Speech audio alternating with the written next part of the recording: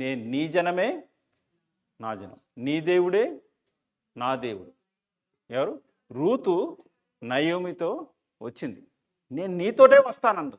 Naomi దగ్గర ఏముంది?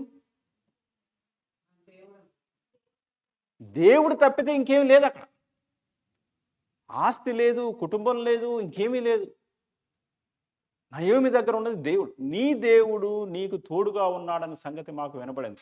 అన్ని కష్టాల గుండా వెళ్ళినా, 2 కుమారులు చనిపోయినా, భర్త చనిపోయినా, అన్ని పరిస్థితులు గుండా వెళ్ళినా కానీ రూతుకి నయోమిలో కనపడింది ఏంటంటే నీ దేవుడు నీతో కూడా ఉన్నాడు అనే విషయాన్ని చూసింది కాబట్టే మీతో కూడా నేను వస్తాం అని చెప్పేసి అంది. అని వచ్చినప్పుడు తన జీవితం ఏ విధంగా మారింది? ఇప్పుడు రూతు అక్కడి నుంచి వచ్చి మోయాబీరాలుగా ఉండి ఇక్కడికి వచ్చిన తర్వాత బోయాజు పొలానికి వెళ్ళి, తర్వాత బోయాజుతో వివాహం అయ్యి, తర్వాత ఓబేదు పుట్టి, తర్వాత దావీదు పుట్టి, దావీదు ద్వారా యేసు ప్రభు వారు వచ్చి, యూ కెన్ సీ శాపాస్పదంగా ఉన్న లైఫ్ ఆశీర్వాదానికి ఆస్పదంగా మారిపోయింది.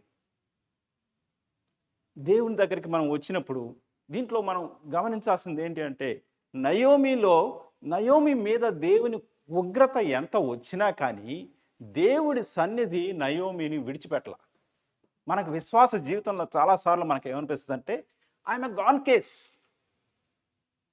నాకేముంది?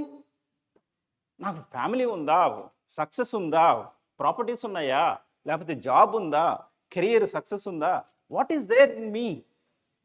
మనకు అనిపిస్తుంది నయోమి లాగా మనం ఉన్నాము అనిపిస్తూ ఉంటుంది. కానీ if God is with us, దేవుడు మనతో ఉంటే he can transform everything. Curse నుంచి బ్లెస్సింగ్కి ఆయన మారుస్తాడు. శాపాస్పదంగా ఉన్న వాళ్ళని ఆశీర్వాదాస్పదంగా దేవుడు మారుస్తాడు.